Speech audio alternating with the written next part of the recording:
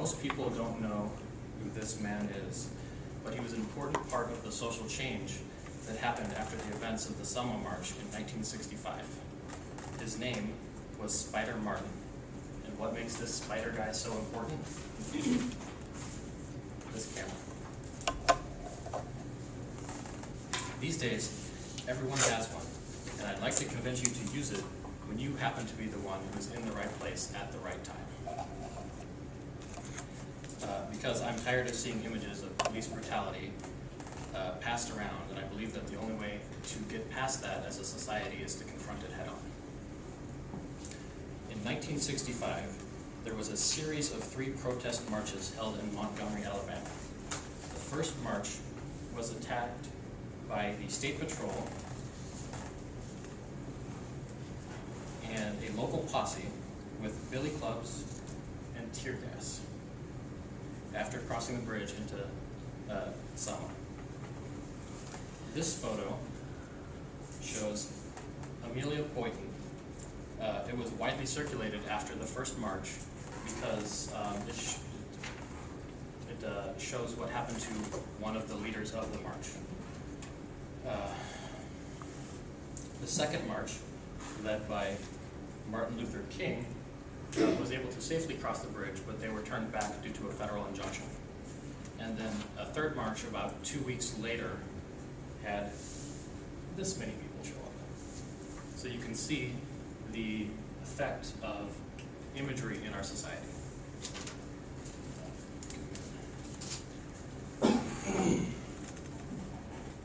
These photographs were one of the first times that Americans were confronted with evidence of violence happening inside America to Americans.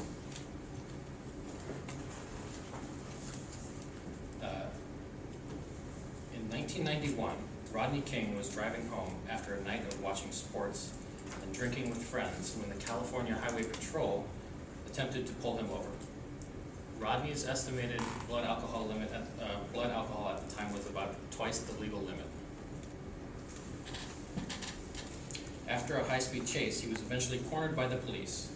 When King exited his vehicle, the police used a maneuver called swarming to place him under arrest. Video depicting what happened next spread like wildfire.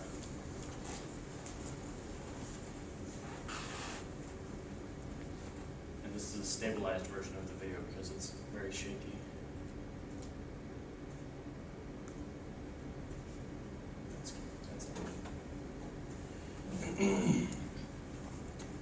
Four of the officers involved were charged with excessive force. All 4 were acquitted of those charges, though 2 were later charged with federal crimes. When news of the acquittals broke, Los Angeles burst into rioting. The riots lasted 6 days, and by the time they were over, 51 people had died. The Rodney King video was captured by a man who you probably haven't heard of, called George Holliday, who happened to be on his back porch with a video camera. In 1991, video cameras weren't rare, but most people didn't leave their homes with them. It was like something that you brought out for family occasions. These days, everyone has a camera on them. A video camera, a regular picture camera, it's all just built into your phone.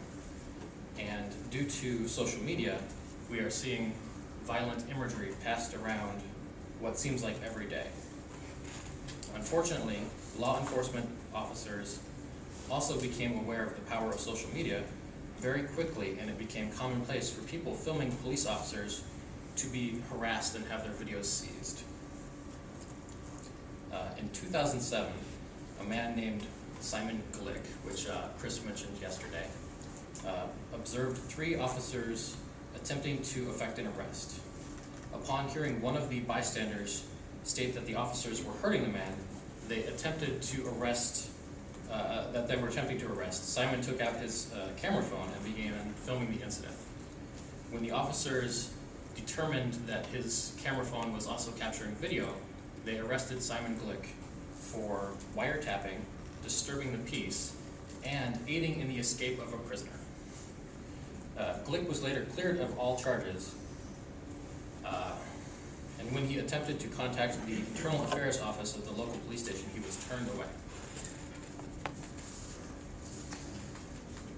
Then the ACLU became interested and helped Glick file a civil rights lawsuit against the officers and the city based on his perceived violation of his First and Fourth Amendment rights. The end result of that case was for the United States District Court for the District of Massachusetts to declare that taping police officers was protected by the First Amendment of the Constitution. As recently as last month, law enforcement officials are still violating that court ruling by attempting to seize footage and destroy it. This next video shows a U.S. Marshal taking a woman's phone, smashing it, and taking it.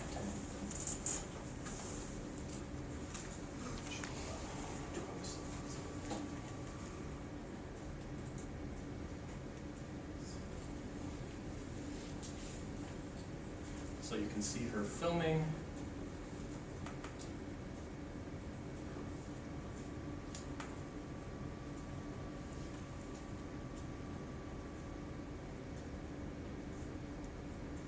Ooh.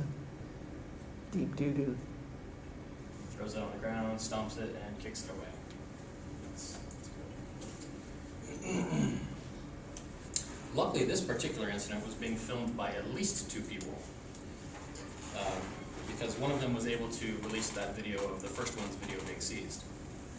The point I'm trying to make here is that you should attempt to film the police when you see them acting against citizens. It's the easiest and safest way that you can help to affect social change in society.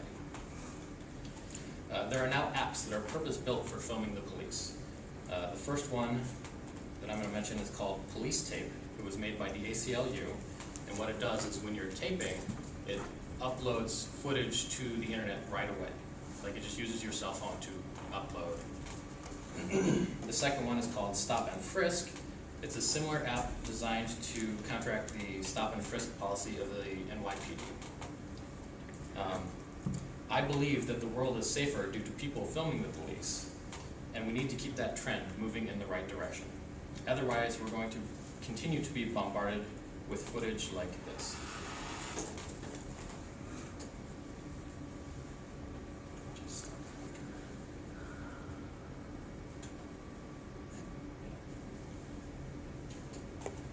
So I turned it off, but the guy who was running away died. Yeah.